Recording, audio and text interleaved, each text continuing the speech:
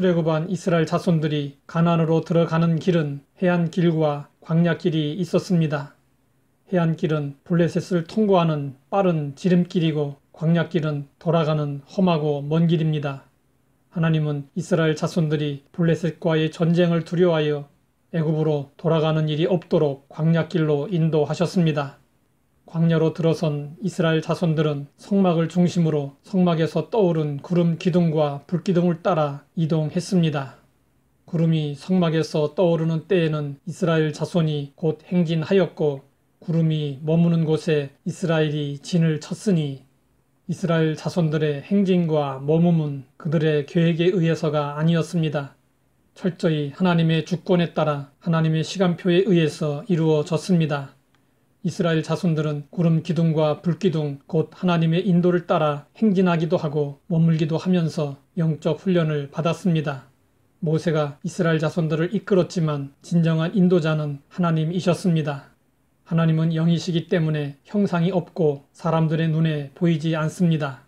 하나님은 자신의 임재를 낮에는 구름 기둥으로 밤에는 불기둥으로 나타내셨습니다. 구름 기둥과 불기둥의 역할은 다양했습니다. 구름 기둥과 불기둥은 버섯 구름의 모양으로 이스라엘 자손들의 진영을 뒤덮어 낮에는 뜨거운 햇볕을 막아주는 역할을 했고 밤에는 추위를 막아주는 역할을 했습니다.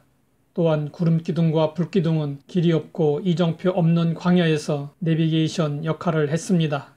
하늘로 높이 솟아있는 구름 기둥과 불기둥은 언제 어디서나 잘 볼 수 있었습니다. 하나님은 구름 기둥과 불기둥으로 밤낮 없이 이스라엘 자손들이 나아갈 길을 인도해 주셨습니다. 머물 때와 떠날 때를 알려주셨고 가야 할 방향을 지시하시며 친히 앞서 행하심으로 인도해 주셨습니다. 이런 하나님의 인도가 있었기에 이스라엘 백성들의 광야 생활이 가능했고 마침내 가나안 땅에 들어갈 수 있었습니다. 이스라엘 자손들을 40년 동안 인도했던 구름 기둥과 불기둥은 사라졌습니다. 그러면 하나님은 오늘 우리를 무엇으로 인도하실까요? 하나님은 말씀으로 우리를 인도해 주십니다. 믿음의 조상 아브라함은 하나님의 부르심을 받고 갈 바를 알지 못하고 나아갔습니다. 그러나 무작정 나아간 것이 아닙니다. 하나님의 말씀을 따라갔습니다.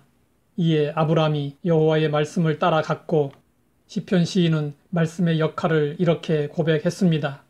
주의 말씀은 내 발의 등이요 내 길의 빛이니이다. 우리가 매일 성경 한 장씩 읽고 마음에 와닿는 말씀 한 구절을 묵상하면 주의 말씀은 내 발의 등이 될 수 있습니다. 그러나 머나먼 인생길을 가기 위해서는 그 정도로는 부족합니다. 주의 말씀이 등대의 빛과 같이 멀리까지 비추는 빛이 되게 하려면 더 넓고 깊게 배워야 합니다.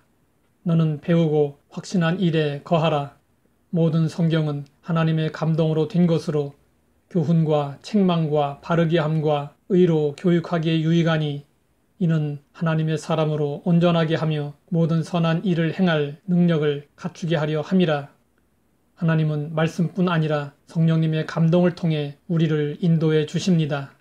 거듭난 그리스도인들에게는 성령님이 마음 가운데 내주하고 계십니다. 성령님은 우리 안에 내주하시면서 우리에게 감동을 주시어 인도하십니다. 너희는 성령을 따라 행하라. 그리하면 육체의 욕심을 이루지 아니하리라. 무릇 하나님의 영으로 인도함을 받는 사람은 곧 하나님의 아들이라. 지금 우리에게 구름 기둥과 불기둥은 하나님의 말씀과 성령입니다. 말씀 없이 성령만을 따르려 하면 주관주의와 신비주의에 빠지게 되고 성령 없이 말씀만을 따르려 하면 객관주의와 지식주의에 빠지게 됩니다. 말씀은 진리이고 빛이며 성령은 능력이고 뜨거운 열기입니다. 빛과 열기는 함께 합니다. 우리는 날마다 순간마다 하나님의 말씀과 성령님의 인도를 받으며 살아야 합니다. 하나님 아버지, 광야와 같은 인생길을 인도해 주시니 감사합니다. 날마다 말씀과 성령님의 인도를 받으며 하나님 나라를 향해 나아가게 하옵소서. 예수님의 이름으로 기도드립니다.